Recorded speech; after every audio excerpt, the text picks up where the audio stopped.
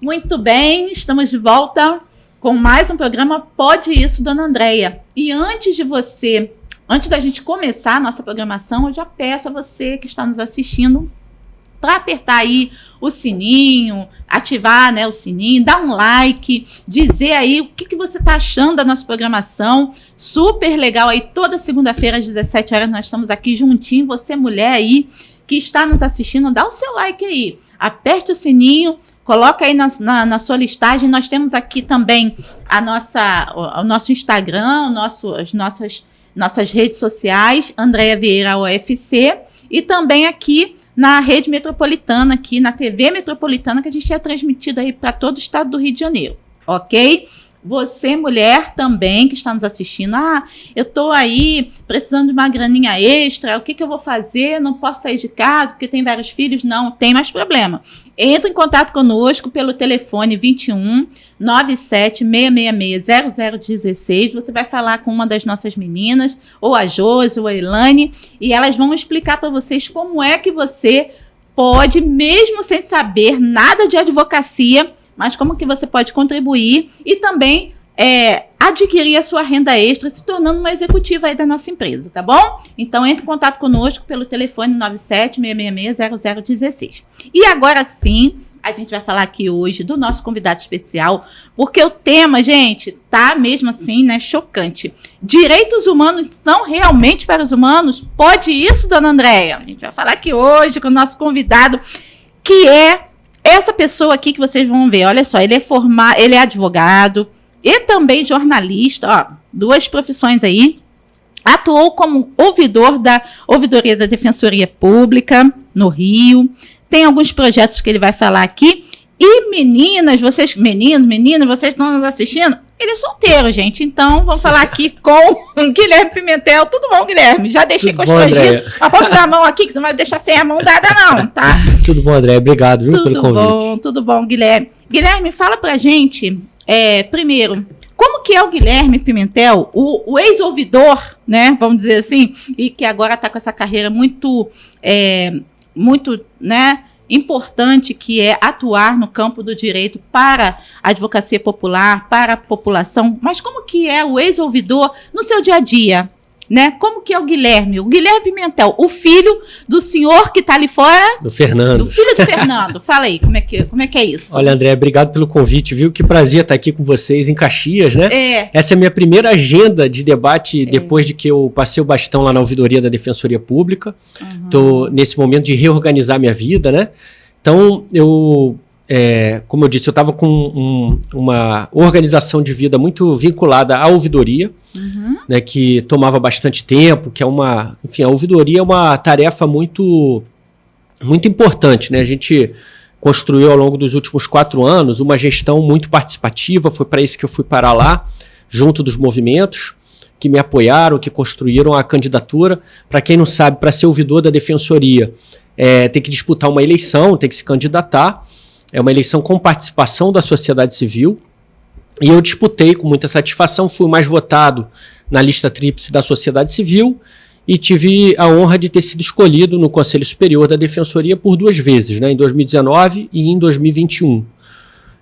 Bom, durante a ouvidoria, a rotina era muito da correria do que demanda essa tarefa do acesso à justiça, né? Ser ouvidor da Defensoria é ser principalmente uma ponte entre o povo do Rio de Janeiro e o serviço prestado pela Defensoria, que é um serviço de assistência jurídica individual e coletiva também para os direitos sociais, para os direitos individuais.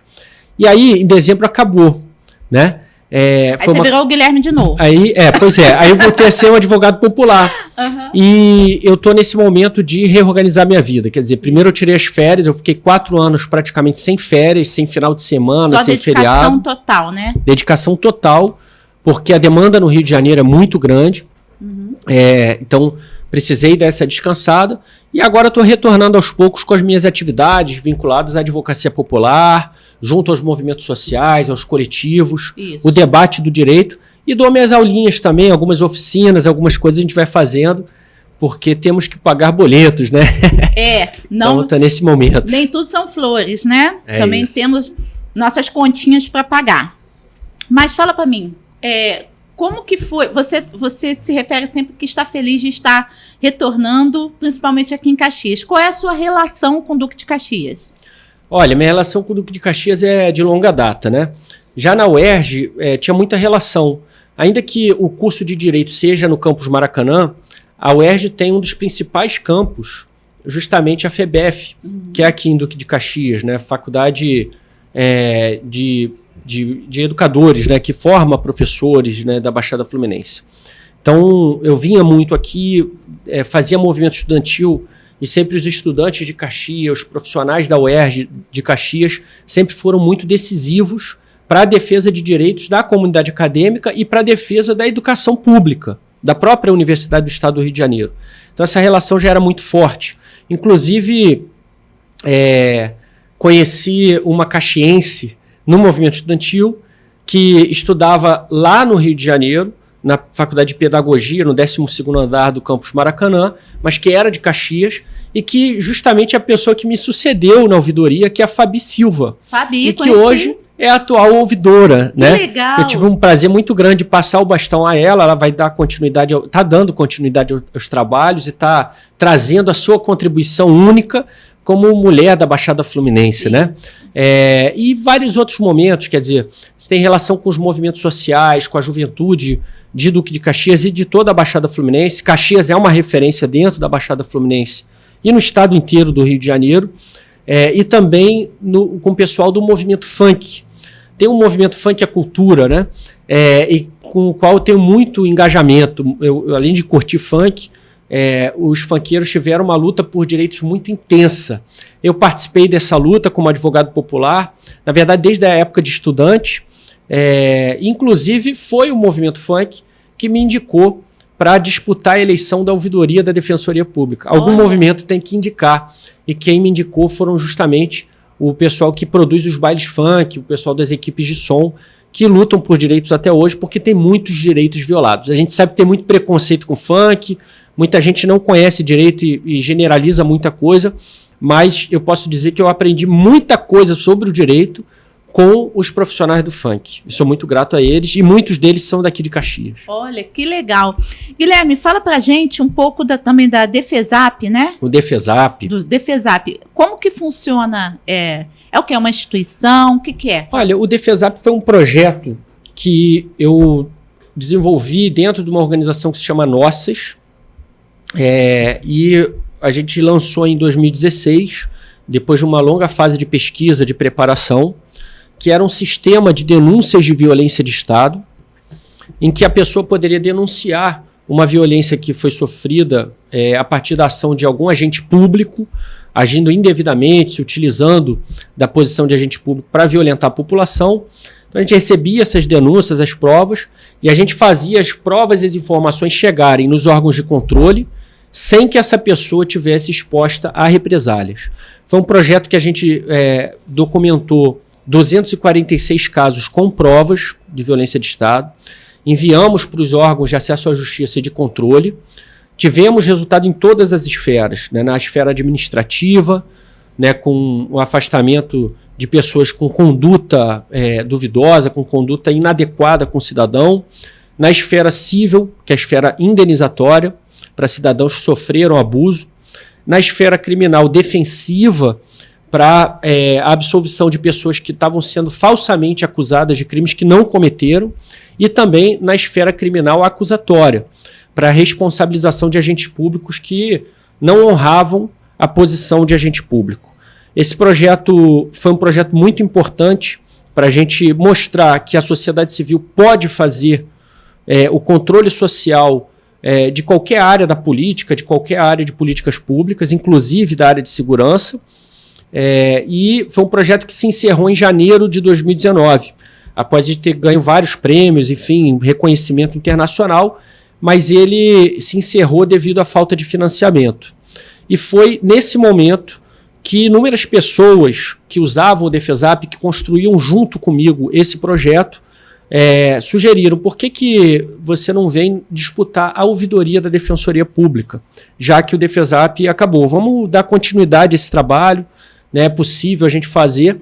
E eu topei o desafio junto a essas pessoas, a maioria de favelas, né, da região metropolitana, e eu topei o desafio. Então, na ouvidoria, na parte de violência de Estado, tudo que a gente fez foi muito fruto desses aprendizados que foram construídos em conjunto com as lideranças de favelas e periferias que se levantam contra o arbítrio de agentes públicos que não honram a posição que têm. Importantíssimo, né? Importantíssimo essa função. E outra coisa que eu ia te falar, nesse sentido de atuar, o nosso tema, né? Nosso tema é direitos humanos são para humanos, né? A pergunta é essa, são realmente para os humanos, né? Então, nessa questão de atuar dentro do tema de atendimento aos direitos humanos, a pergunta qual foi o caso, vamos dizer, que mais te chamou a atenção? Vou te perguntar mais escabroso, não, mas vamos perguntar assim, o que mais te chamou a atenção dentro desse tempo que você atuou na ouvidoria, mas, não, obviamente, você citar nomes, mas qual foi a situação que mais te chamou a atenção dentro disso? Poxa, isso realmente mexeu com a sua estrutura emocional, vamos dizer, que não é necessariamente que deva mexer, que a gente tem que ter um preparo para isso, mas que somos humanos. Então, o que realmente já teve algum caso assim que realmente mexeu com a sua estrutura? Olha, André, esse trabalho com direitos humanos, a gente busca ter estrutura para lidar, mas é impossível dizer que assim, a gente tem estrutura para não sofrer com isso, né? Os casos são muito pesados muitas vezes. A gente não está falando de direitos humanos na Suíça, a gente está falando de direitos humanos no Rio de Janeiro, um lugar dentro de um país que foi colonizado com escravidão. Uma história, né? Tem uma história de violência, uma história em que tortura, na maior parte da história do nosso país, tortura foi política pública, porque quando a gente fala de escravidão, é disso que a gente está falando. Né? E que acontece até hoje, né? E que acontece até hoje. Com nova roupagem. Exatamente. E justamente acontece devido à continuidade histórica. Quer dizer, essa história é tão forte que não é a mudança das leis no papel que altera essa realidade. Porque as pessoas reproduzem uma cultura institucional que ainda existe dentro das instituições do Estado brasileiro. Então, a lei muda, mas a cultura de trabalho, a prática continua. E então a gente precisa de muita mobilização e de muito esforço para que aquilo que a gente conquistou no papel, principalmente na Constituição Democrática, que proíbe a tortura, que proíbe os maus tratos, que proíbe as violações de direitos humanos, para que isso saia do papel e se torne uma realidade. Então, no meio de todo esse trabalho, vários casos me chocam, né? Eu posso citar, por exemplo, a naturalização com que as instituições do sistema de justiça em geral tratam a invasão de domicílio, por exemplo. A gente sabe que pé na porta sem mandado não pode. Exato. Vírgula, mas acontece. É o que mais acontece. Mas é o que mais acontece. Então, dependendo de onde você mora, isso é extremamente naturalizado. As pessoas, não pelas pessoas que sofrem a violação, mas pelas autoridades que deveriam tomar atitudes para que isso nunca mais aconteça, né? Então a gente sabe que esse é um exemplo emblemático, porque a gente sabe que o lar da pessoa, não é à toa que o lar é o abrigo inviolável, né? O inciso 11 do artigo 5º da Constituição. Por quê? Porque é na sua casa onde você se fortalece, sim, onde você tem abrigo, onde você tem a sua acolhida. Se o seu lar é violado, o trauma psicológico que isso traz é muito grande, porque você não se sente seguro nem dentro da sua própria casa. E quando essa insegurança é gerada por quem, teoricamente, deveria estar reservando seus direitos, preservando a sua casa, aí é pior ainda, porque você não tem nem a quem recorrer, né? Então isso é muito traumatizante. Eu poderia citar também o problema que nós tivemos com relação à segurança alimentar. A fome é uma mazela que acaba com a dignidade de qualquer pessoa, né? E a gente precisa lembrar que o direito à segurança alimentar também é um direito humano. Sim, né? Não são só as pautas de sangue. A gente teve uma atuação muito forte na questão da alimentação escolar na pandemia, porque não foi garantido e a Defensoria teve que mover mais de 20 processos contra prefeituras, contra o governo do Estado, para assegurar esse direito. A gente conseguiu ser bem-sucedido porque as mães mandavam as provas, as informações. Mas, Andréia, o que mais me desestruturou nesse tempo que eu fui ouvidor, sem dúvida, foram as maiores chacinas da história do Rio de Janeiro. Né? A chacina do Jacarezinho, no dia 6 de maio de 2021, aconteceu, nós entramos lá, foi a primeira vez que instituições entraram em tempo real dentro de uma favela durante uma gravíssima violação de direitos humanos, que a gente veio a perceber depois que seria a maior chacina oficial da história do Rio de Janeiro. Né?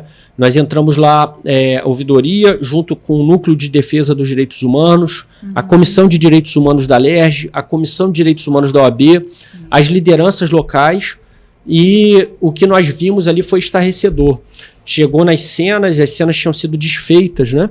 Então, todos os sinais de desfazimento de cena, nós documentamos tudo, apresentamos as informações aos órgãos de controle, e foi muito chocante ver o arquivamento da maior parte dos inquéritos. Quer dizer, das 27 pessoas que morreram, mortas pela polícia naquela chacina, apenas um homicídio foi parar na justiça. Né? Foi muito chocante também ver a primeira audiência. Quer dizer, uma audiência no Tribunal do Júri do Rio de Janeiro, no segundo Tribunal do Júri, onde os policiais que participaram da chacina lotaram as galerias, uniformizados, e na hora de escutar os moradores do Jacarezinho, que tinham sido testemunhas dos homicídios, a Defensoria pediu para que esvaziassem as galerias, e todas as outras instituições presentes se negaram. E o que eu vi ali foi uma das cenas mais violentas da minha vida, porque foram os moradores do Jacarezinho entrando encapuzados para fazer o seu depoimento, como se eles fossem os criminosos, como se eles fossem os bandidos. Então, uma cena muito chocante que mostra aquilo que a gente vem debatendo desde o Defesap. A violência não é uma violência policial, é uma violência de Estado, porque outras agências, outras instituições estão envolvidas na legitimação desse processo. Não é só a polícia, né? Não é só a instituição. É injusto dizer que a responsabilidade disso é da polícia. É do órgão de segurança. A polícia participa disso, parte da polícia, né, participa disso. Agora, isso tem um envolvimento, um engajamento de muitas outras instituições de Estado, e isso ficou muito evidente naquela audiência. Então, eu diria que aquela audiência da chacina foi marcante. Foi muito chocante, porque foi ver a esfera do terno e gravata, a esfera das canetas envolvidas diretamente com a violência, né, mantendo a continuidade da violência que foi produzida a princípio pelos coturnos e fuzis. Isso é, obviamente, que para mim também é um caso chocante, porque eu sequer tive noção desse tipo de... Mas você estava lá presente. Mas eu costumo dizer também, com pessoas que... Eu tive um tempo de estágio, né, dentro do Tribunal de Justiça, fui conciliadora também, na vara de família, tinha uma juíza que hoje é desembargadora muito humana, até, doutora Maria Celeste Pinto de Castro Jataí.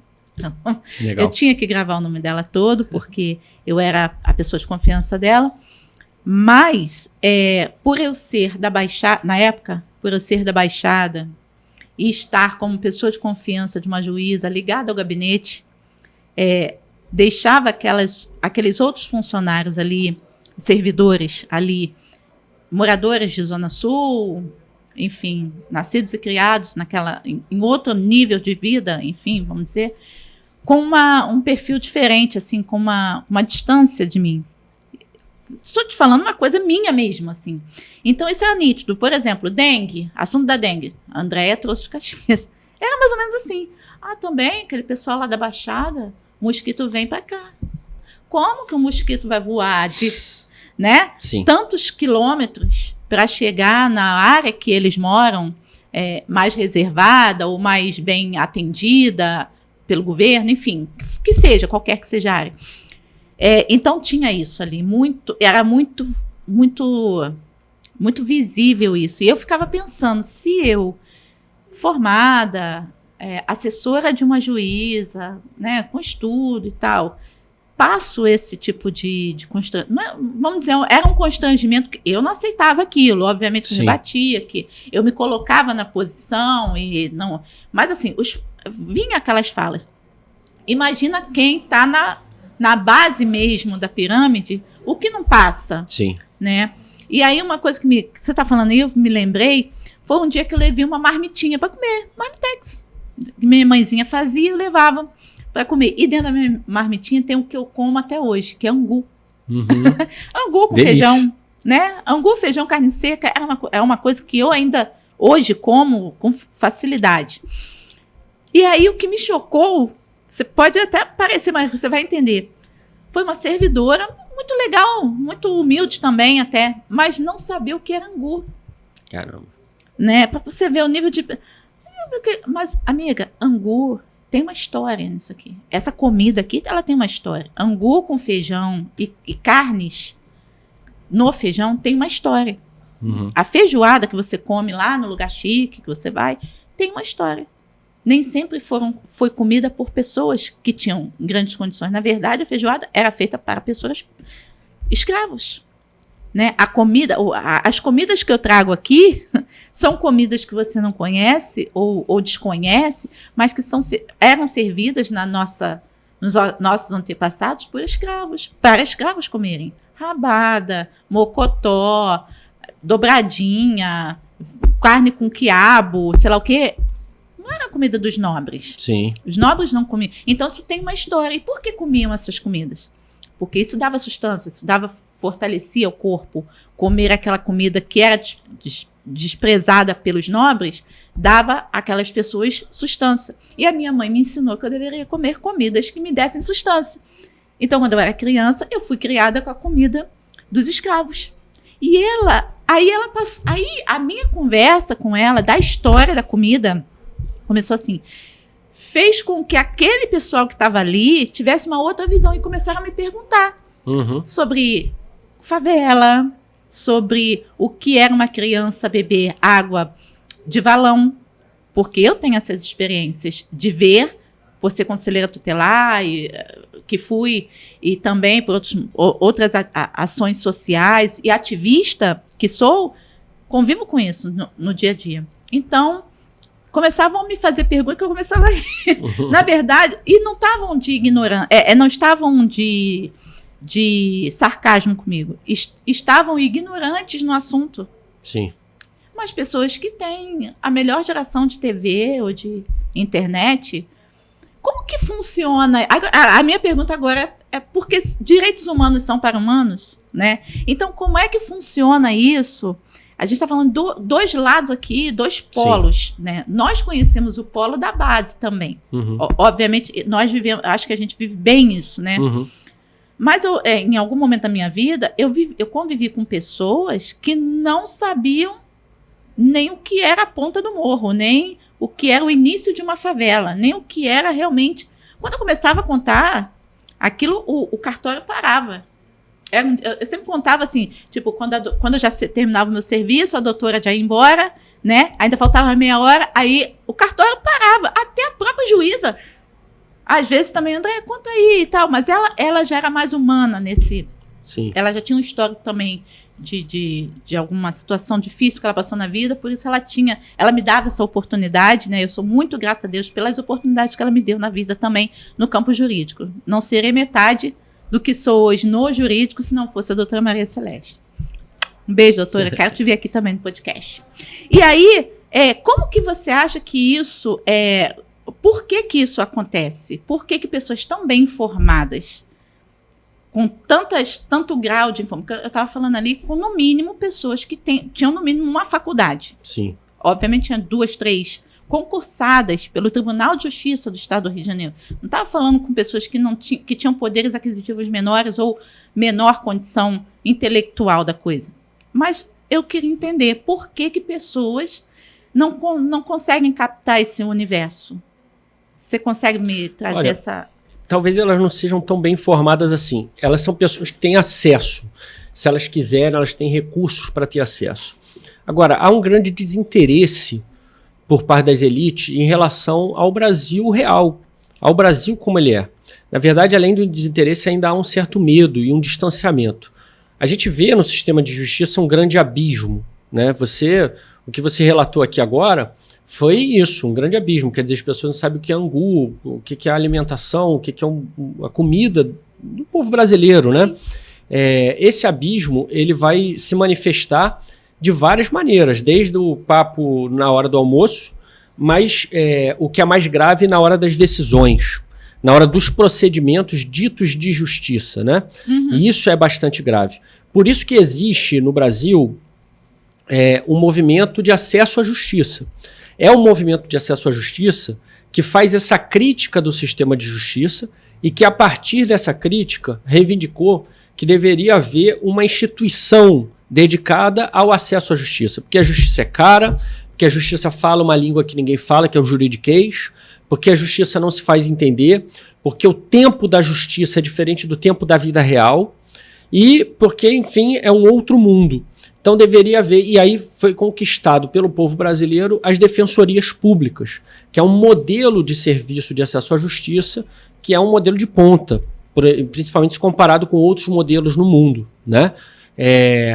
Existe a defensoria, mas o dilema e o desafio do acesso à justiça não se resume a uma solução de criar uma defensoria. Primeiro que a defensoria ela tem que estar sempre se aperfeiçoando para ela não cair nas armadilhas de se tornar essa aristocracia jurídica distante do povo. Então e por isso ela tem ouvidoria externa. Eu deixo minha saudação aos defensores públicos do Brasil que lutaram pela aprovação da Lei 132 de 2009, uma lei federal que instituiu ouvidorias externas em todas as defensorias do Brasil. Perfeito. Ainda faltam 10 defensorias do Brasil implementarem, né? Mas está caminhando, né? E a gente sabe o quanto que é importante. Você sabe que o único posto dentro de todo o sistema de justiça ocupado por uma pessoa eleita pela sociedade civil é o de ouvidor da Defensoria Pública.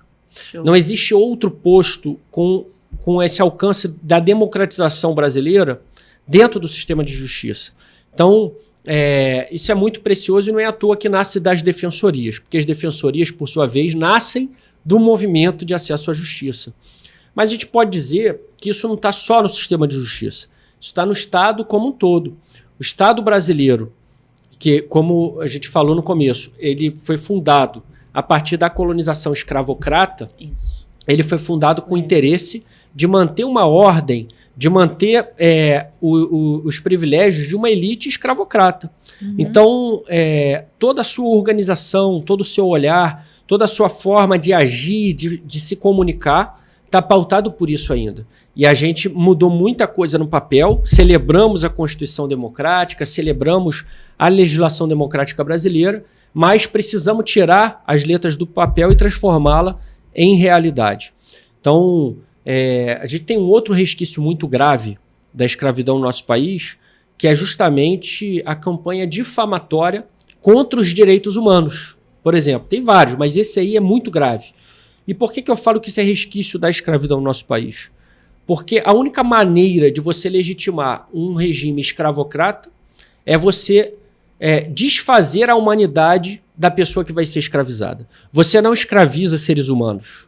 Você escraviza pessoas que você desumaniza, porque a escravidão é um processo de desumanização. Então, defender direitos humanos no nosso país é enfrentar a continuidade desse regime escravocrata, é enfrentar um modo de olhar a vida, de ver o mundo, de viver o mundo, dessas elites que não tem nenhum problema em desumanizar, principalmente pessoas negras. E por isso entram do jeito que entram nas favelas, a matança, e naturalizam as mortes e a falta de saneamento básico, e a falta de... Então, quando nós defendemos os direitos humanos, ao contrário do que dizem as campanhas difamatórias, como se nós estivéssemos defendendo crime, não. Nós estamos defendendo que todas as pessoas precisam ser consideradas humanas. E como humanas, precisam ter direitos naturais, que são direitos inerentes à sua condição humana. Né? Então, isso é muito importante de se falar. Você tocou num ponto que eu me recordo. A gente vai dando essa pausa, porque você vai falando e, cara, é uma fonte de informações assim, e aí eu vou lembrando de coisas. Na época do Covid, me veio isso na mente. Vacinação, né?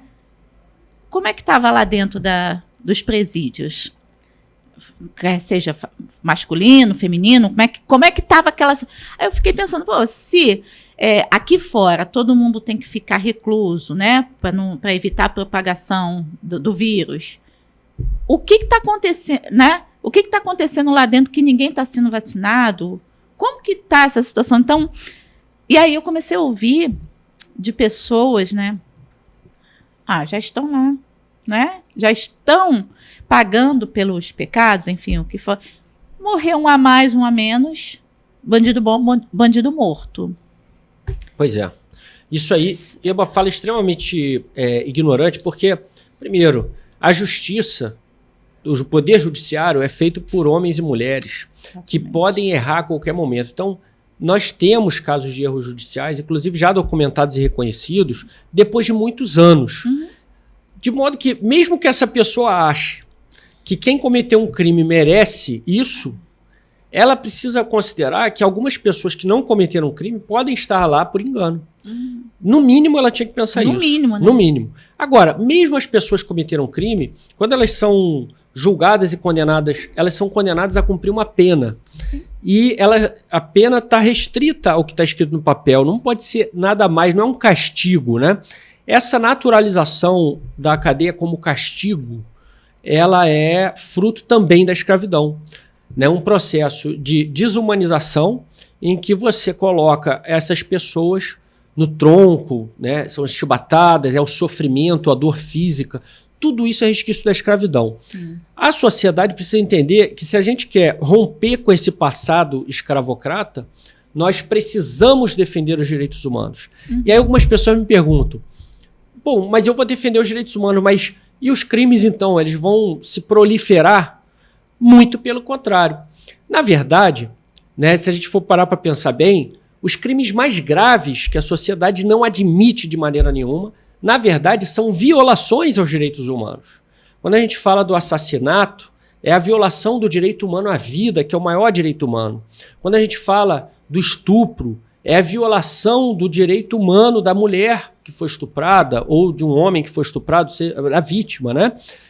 Quando a gente fala da tortura, da agressão física, tudo isso são violações de direitos humanos. O que os direitos humanos dizem é, primeiro, ninguém pode violar o direito humano. Segundo, se alguém violar, precisa responder por isso, ser responsabilizado, e essa responsabilização precisa ser fruto do devido processo legal, para que os poderosos não se utilizem do poder judiciário para perseguir seus desafetos, para perseguir quem discorda deles, para perseguir as pessoas que incomodam os seus interesses. Não pode, por isso existe o devido processo legal, para que todas as pessoas possam se defender. Quem acha que os direitos humanos é ruim, eu faço um alerta, né? Qualquer pessoa pode ser acusada de um crime. E se um dia você for acusado de um crime, de forma justa ou injusta, você vai entender a importância do devido processo legal e dos direitos humanos, para que você possa se defender e, caso seja condenado, você possa cumprir uma pena com dignidade, né, um mínimo de dignidade. Hoje a gente não pode falar de pena com dignidade no Brasil, a realidade é essa, mas que você tenha os seus direitos respeitados. Que direitos? Os direitos humanos. Então, os direitos humanos eles são importantes para evitar injustiças, para não admitir aquilo que a sociedade brasileira não admite, que é a morte, é o estupro, é a violência contra o mais fraco, enfim, esse tipo de covardia, no popular nós chamamos de covardia, né? E esse é um bom sinônimo para violação de direitos humanos. A violação de direitos humanos nada mais é do que covardia.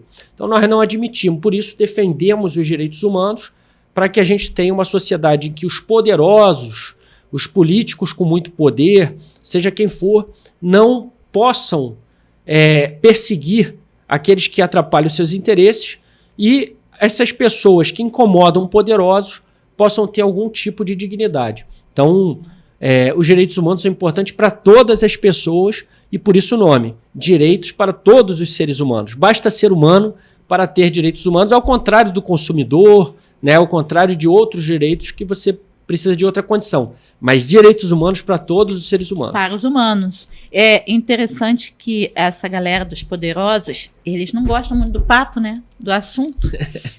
Por quê? Porque realmente isso mexe com aquilo que eles não querem que mexa. Eles querem eu não sei o que na verdade, eles não querem ter os humanos, né? Eles querem ter os humanos como objeto de uso pessoal para os seus devidos fins. E nesse vai e vem que a gente tem do caminhar, eu ouço, vamos dizer assim, né, que eu ouço ainda falarem assim, eu sou candidato a isso, aquilo, mas eu não piso em favela. Então, assim, só o fato da pessoa, assim, você vai conhecer alguém, e aí a pessoa diz que não pisa em favela, eu já peguei meu caderninho, então, tá entendendo? Sim. Já fui, não, então, muito prazer, tá, senhor, continuo não pisando em favela, porque eu só piso em favela. Sim. Eu não tenho outro pisar. Obviamente que a gente vai ver. Mas, assim, no foco da coisa, eu resolvi dispensar parte da minha vida me dedicando a pessoas que precisam. E essas pessoas estão nessas comunidades, né? Sim. Eu não consigo me dedicar a pessoas que não precisam, que elas já têm seus direitos, obviamente. Eu preciso me dedicar a pessoas que têm seus direitos violados. Essa é a minha realidade e essa é a minha missão na Terra, vamos dizer. Eu já encaro isso até como uma missão. Mas eu ouço isso, né? E não é de uma pessoa ou de outra política, mas é pessoas com muita influência e que poderia realmente utilizar de sua influência, do que tem nas mãos, que lhe foi concedido por algum motivo, né? Mas está lá, para fazer algo por essas pessoas mais necessitadas. Mas a gente volta na questão da cultura lá atrás, né, do que foi nos ensinado lá atrás, e a gente chega nessa coisa da escravidão novamente, que eu também observo que não há interesse, né, de quem está no topo da pirâmide, de ver quem está na base, uma sociedade que possa crescer, que possa evoluir, que possa ser atendida com dignidade. Realmente há uma necessidade de desconstruir coisas para construir de seu jeito e depois oferecer o seu serviço, né? Então, dentro disso, fala para a gente um pouquinho como que a população pode se candidatar também para ser um ouvidor, né? Eu acho que isso é interessante, porque qualquer pessoa pode, né? Quem pode? Quem está nos assistindo, de repente, tocou, né? Eu acho que eu posso ser um voluntário desse, né? Então, como é que funciona isso? Perfeito. Primeiro, só um comentário, essa coisa de pisar em favela, né? Você vê a desigualdade, porque se a favela não sai da favela, se as pessoas não saem todo dia para trabalhar, as cidades não funcionam. Não funciona. Né? Então, esse político, essa pessoa que diz que não pisa em favela, ela não tem a menor vergonha de viver essa relação desigual, onde ela aproveita, né, do força de mão de obra. Mas isso é uma ideologia de um partido inteiro, tá? Não é só um político, não. Isso é uma ideologia. Porque é um câncer. Aí isso vai, entendeu? Alastrando, não só te cortando, pra você entender que não é caso isolado. Sim. Porque quando eu tô lidando com a massa de políticos, então eu ouço é a mesma fala, é a mesma ideologia. Isso aí, cara, pra mim é surreal. E que representa uma parcela da sociedade. Sim. Então não é nem restrito a um partido. Quer dizer, a gente tem esse choque de dois Brasis. Um Brasil que acredita na força bruta, na desigualdade, na submissão do povo brasileiro, que é o Brasil escravocrata, né? E a gente tem um outro Brasil, que é o nosso Brasil, nosso projeto, que é o projeto de um Brasil democrático, de direitos, de liberdade, de dignidade, né? De construção da igualdade. Esse choque é um choque histórico, é uma tensão histórica. E o que vai resolver isso não são boas intenções, não são erros, né? A gente vê assim, a falta de saneamento básico, isso é o projeto, isso não é falta de projeto. Isso é o projeto do Brasil escravocrata e desigual.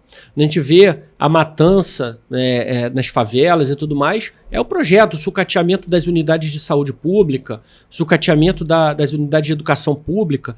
Esse é o projeto de um Brasil arcaico. Nós temos outro. Então existe uma coisa que nós chamamos de luta por direitos, né? E que os coletivos se organizam, o povo se organiza através dos movimentos. Isso aliado com o serviço público é muito potente, né? E por isso É importante a Defensoria ter uma ouvidoria externa, e isso está aberto, né, para fazer essas conexões de serviço público com os movimentos, com os coletivos. Então, tudo isso é fruto de uma luta histórica, que a gente está falando de uma luta de 524 anos. Porque desde o primeiro dia que o primeiro português pisou nessa terra, havia resistência, havia algum indígena achando aquilo esquisito, não aceitando aquela relação desigual, e as tensões elas foram se acumulando no decorrer dos anos da colonização. Quando começaram a sequestrar as pessoas na África e trazê-las à força para trabalhar como escravas, também tinha resistência, né? Então a gente tem a história do povo quilombola, a gente tem as revoltas populares brasileiras, né? A gente tem a história maravilhosa, eu tive recentemente lá no Ceará, lá em Aracati, tem a história do Dragão do Mar, o jangadeiro que se negava a carregar pessoas escravizadas do navio para a terra ou da terra para o navio, e naquela baía de Aracati, praticamente os jangadeiros, sob sua liderança, do Dragão do Mar, aboliram a escravidão, né? Tem uma cidade lá também que reivindica o título da primeira cidade a ter abolido a escravidão no Brasil, que é a cidade de Redenção, uma cidade belíssima. Enfim, então a gente tem as histórias de luta do povo brasileiro e as histórias do massacre. Essa tensão continua hoje. Então sempre que eu vejo, André, um movimento social, o povo se organizando no bairro, numa associação de moradores, num coletivo de base, eu me arrepio. Porque eu vejo ali aquelas pessoas carregando um bastão que um dia quem carregou foi Zumbi dos Palmares. Um dia quem carregou foi Manuel Congo, foi Mariana Crioula, foram outros guerreiros do povo brasileiro.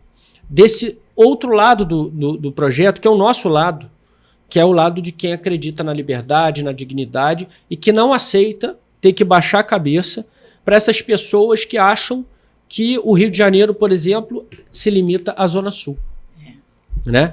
Que acha que Caxias é outro planeta. Passei por isso, passo por isso pois até hoje. E que acham que é o pobre, que é a pessoa negra que traz doença, que traz... Quando a Covid, por exemplo, a maior crise sanitária do planeta, né, na nossa geração. Quem trouxe a Covid para o Brasil foram os ricos, que viajavam para o exterior e que trouxeram o vírus. Não foram os pobres, né? Então, a deturpação, ela é fruto de uma visão de preconceito de classe e de racismo. Sim. E aí eles atribuem tudo que há de ruim ao que vem do povo, ao que vem da periferia, ao que vem da favela, etc. Mas sem a favela, a cidade não funciona. Quem vai dirigir os ônibus? Quem vai abrir os locais? Quem vai ser professor? Porque há muitos professores nas favelas, eu estou falando também de professores universitários. Quem vai fazer as pesquisas? Enfim...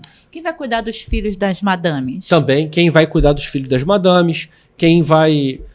Em todas as esferas, em todas as profissões, a gente tem tido pessoas das favelas e deixa a favela se fechar em si. A favela vai funcionar, agora a cidade não. Não, e agora, e só lembrando que eu, na época da Covid, os maiores relatos que eu tive de pessoas adquirindo a Covid eram de empregadas domésticas que pegavam a doença das patroas que vinham de outros países, viajando, né? Chegavam e transmitiam a doença.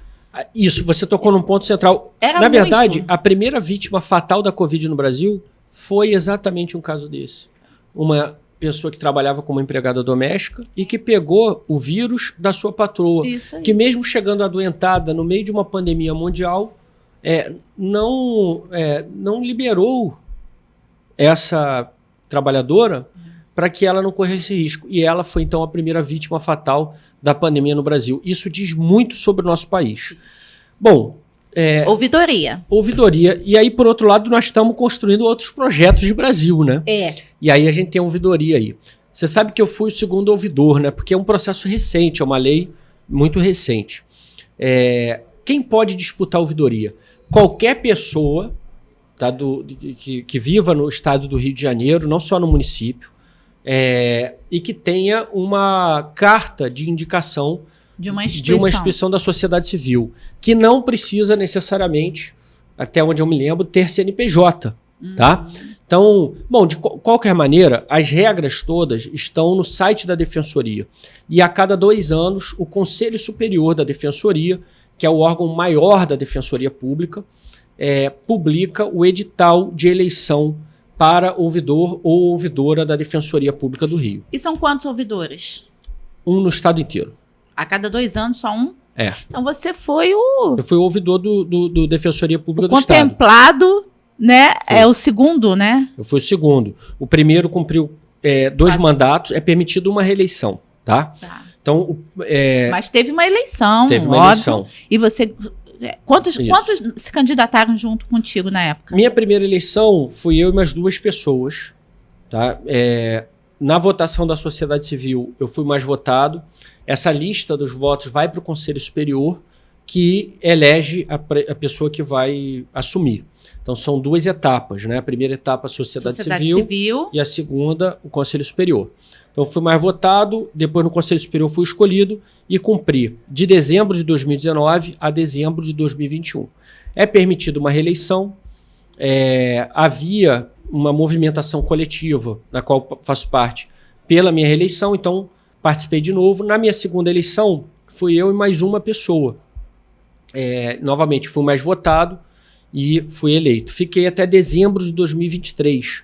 Agora, né, dia 4 de dezembro, foi a posse da Fabi, que me sucedeu. Ela também disputou uma eleição, disputou com mais uma pessoa, e foi a mais votada da sociedade civil e foi eleita para o cargo, né? E a primeira da Baixada, né? A primeira da Baixada, é a primeira mulher. Ela é de favela, então para quem é de favela, você estava falando, né, disso, sabe que pode participar, deve participar, né? Nós precisamos... É voluntário? Não é voluntário. Não, tá? é voluntário. Não, é um cargo público. É remunerado. É remunerado, tá? Uhum. Então, é um cargo público para a função de ouvidor geral da Defensoria no estado do Rio de Janeiro. O desafio é grande porque nós estamos falando de um estado de 92 municípios. Nossa, muito trabalho, né? Muito trabalho. É uma ouvidoria ainda no começo. Eu consegui aumentar um pouco a estrutura da ouvidoria, que era uma das minhas metas, né?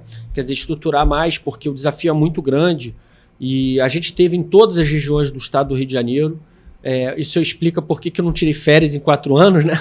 E descansei depois. Mas, enfim, o ideal é que a ouvidoria ela se estruture. Cada vez mais ela vem se estruturando para tornar possível esse trabalho, né? Tem uma equipe de trabalho de servidores e servidoras, com estagiários, com uma central de teleatendimento 0800, para que seja possível o trabalho de ouvidoria. E lembrando que o serviço da ouvidoria é um dever de todas as instituições públicas, e esse dever está estipulado na Lei do Usuário do Serviço Público, que é uma lei federal. Então, quem tiver dúvida sobre a ouvidoria, procura lá na Lei Federal do Usuário do Serviço Público, vai conseguir ver sobre a ouvidoria. Tem também a Lei Estadual do Rio de Janeiro sobre a ouvidoria da Defensoria Pública do Rio. Tem a Lei 132 de 2009, que é uma lei federal que fala das ouvidorias, das defensorias de todo o Brasil, que precisam ser externas, com eleição, sociedade civil e tudo. Então, é um pouco isso. Mas a próxima eleição vai ser em 2025, no ano que vem. Olha. E no Rio de Janeiro, acontece no segundo semestre. Eu tenho uma candidata. Ah, é? Tem. Tá lá fora, Elaine. Não é? Você não Elaine, acha? Elaine é uma grande parceira da Defensoria. Eu tenho uma candidata. Construiu muita coisa. Eu acho que ela tem perfil, com certeza ela tem perfil. Eu acredito. Eu acredito. Quem sabe ela não é a sucessora da Fabi. Da Fabi. Né? Outros parceiros e parceiras da Defensoria também estão à altura. Amigo, meu voto é dela. O Rio tem muita gente boa. Eu acho que a Fabi está fazendo um trabalho. Não sei se ela vai concorrer à reeleição ou não. Porque ainda tem mais um Pode mandato, uma reeleição, né? Exatamente. Isso. Mas o importante é que as pessoas entendam que a ouvidoria é um espaço para elas participarem, para elas ocuparem. Né? Não precisa ser formado em direito. Acredito que seja uma oportunidade para quem se candidata aí, no seu caso, né? Eu acredito que isso te fez crescer como ser humano ainda mais. Né? As experiências ali adquiridas são experiências pro resto da vida que eu nunca terei da mesma forma que você. Porque você está diretamente ligado a uma sociedade com todas as demandas possíveis que possam existir e as impossíveis que não estão nem na minha mente. Eu acredito que você presenciou várias dessas. Então, eu acho que é uma boa oportunidade, né? É uma oportunidade de crescimento, mas é muito importante que as pessoas que se candidatem, isso é uma visão minha, né? Sim. Primeiro, sejam extremamente coletivos, não seja um projeto pessoal. Sim. Segundo, construam isso junto com os movimentos que lutam por direitos. Porque chegando lá, se você não fizer as coisas junto com os movimentos e coletivos, é impossível, né? Na verdade, o grande sujeito protagonista do acesso à justiça no Brasil são os coletivos e os movimentos. É o povo organizado na luta por direitos. Perfeito. As instituições são ferramentas. E a ferramenta ela precisa estar à disposição do sujeito, para que o sujeito possa usar. Então, o povo organizado através dos movimentos precisa poder contar com a ouvidoria. O lema da minha gestão era contem com a ouvidoria.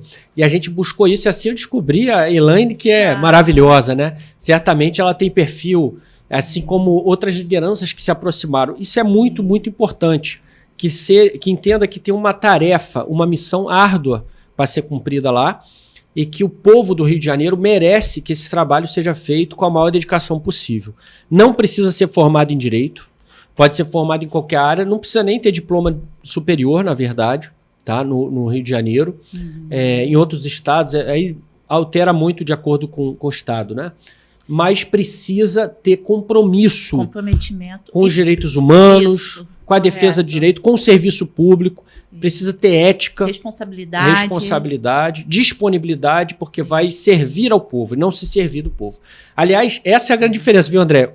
O projeto do velho, o Brasil arcaico, o Brasil da violência, ele ocupa espaços no Estado para se servir do povo. Exato. O nosso projeto, a gente, quando ocupa um espaço no Estado, é para servir o povo. Então, é muito importante ter essa consciência. Perfeito. Guilherme, a gente já está terminando. Mas antes de terminar, eu sempre faço um bloco aqui. Não sei se você já viu os meus anteriores, que é a quase Marília Gabriela, né? Morena. Porque o meu sonho é Marília Gabriela. Eu entrevistar a Marília Gabriela. Quem sabe um dia, né, legal. Marília? Minha amiga Marília Gabriela possa estar aqui também no nosso podcast. Mas eu faço aquele papum, né? Que você já sabe. Sim. Não é tão velho assim, já deve saber. Não vamos perguntar a idade, mas, enfim. Um sonho. Uma sociedade justa. Uma realidade. A luta por justiça. Diversidade.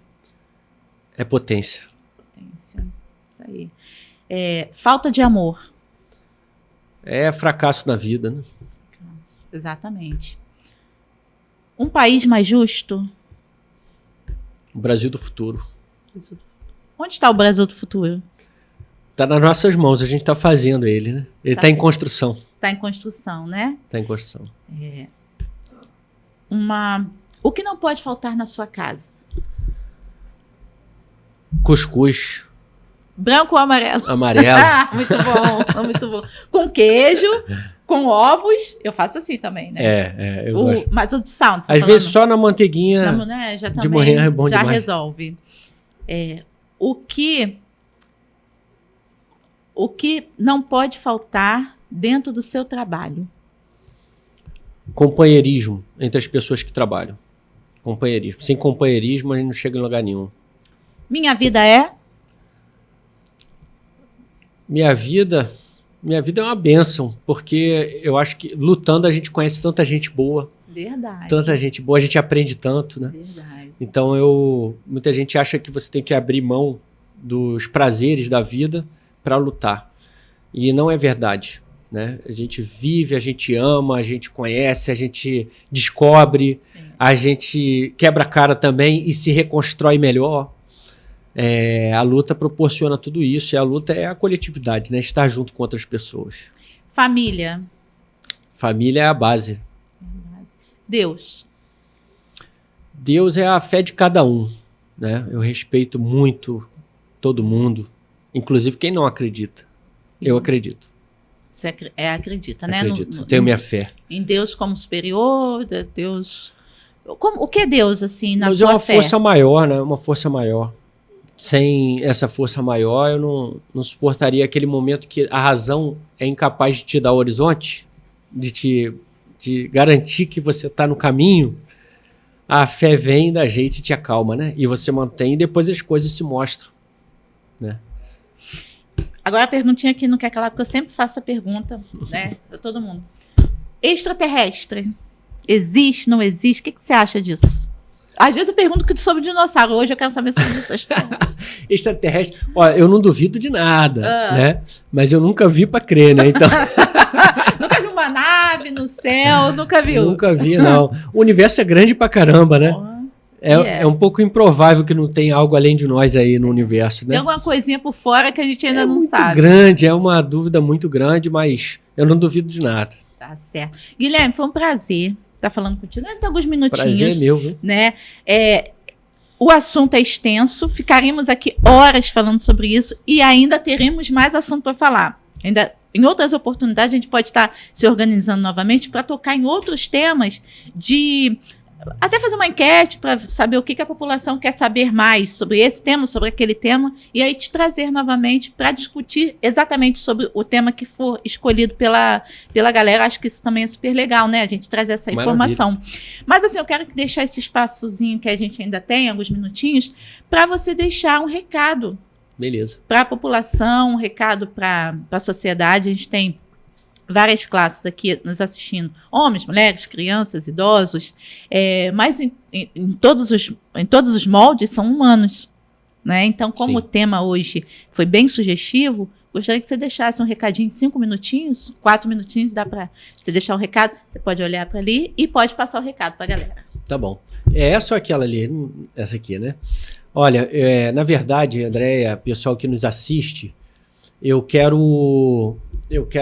só tenho a agradecer, na verdade, né? É minha primeira participação em podcast desde que eu passei o bastão, falei isso aqui. E eu quero aproveitar esse espaço para agradecer ao povo do estado do Rio de Janeiro. Agradecer a cada pessoa em cada favela que nós fomos, né? Em cada ocupação urbana, em cada assentamento rural, em cada aldeia indígena, em cada quilombo desse estado. Enfim, em cada periferia, subúrbio, cada família que nos recebeu, que trouxe uma demanda, que reclamou de algum problema que estava passando, ou que trouxe sugestões, que construiu o projeto juntos, né? Quero fazer isso na figura da Elaine Souza, que foi quem fez a ponte para eu estar aqui hoje, né? Elaine que representa muito essas parceiras, esses parceiros com quem a gente construiu tanta coisa junto. E eu digo construiu junto não é só na ouvidoria, também antes, no Defesap, foi na Comissão de Direitos Humanos da LERJ, foi no Movimento Funk e Cultura, foi junto aos movimentos de ocupação urbana e rural, movimento de luta pelo direito à cidade. Enfim, eu quero agradecer porque tudo que a gente fez só foi possível porque nós fizemos junto com vocês. E junto também com outros parceiros de outras instituições, o pessoal da OAB, o pessoal da LERJ, né, o pessoal dos diversos núcleos da Defensoria Pública. Então, eu quero agradecer pela confiança, porque eu sei que ninguém dedica tempo, ninguém recebe outra pessoa se não tiver um mínimo de confiança. Então, tudo que foi possível e que se tornou muito aprendizado para mim, só foi possível por conta da generosidade de cada uma e cada um de vocês. E, para finalizar, nunca se deixe intimidar ao defender os direitos humanos. As pessoas que tentam nos detratar, que tentam difamar os direitos humanos, elas têm muito interesse para fazer isso, e nós precisamos derrotar esses interesses, porque não são interesses públicos, não são interesses de uma sociedade mais justa, são interesses privados, ou são muito ignorantes. A gente precisa, então, trazer informação e o bom debate pedagógico. Mas jamais nós podemos nos intimidar diante desses ataques. Então, defendamos os direitos humanos, porque são para todos humanos, inclusive para nós. Sem direitos humanos, a gente não vai ter sociedade justa. Maravilha, perfeita colocação. Eu encerro essa programação também dizendo que, ante os fatos que estamos vivenciando no nosso país, eu, como cidadã, sou totalmente contra muitas situações que estão levando a nossa sociedade como massa de manipulação.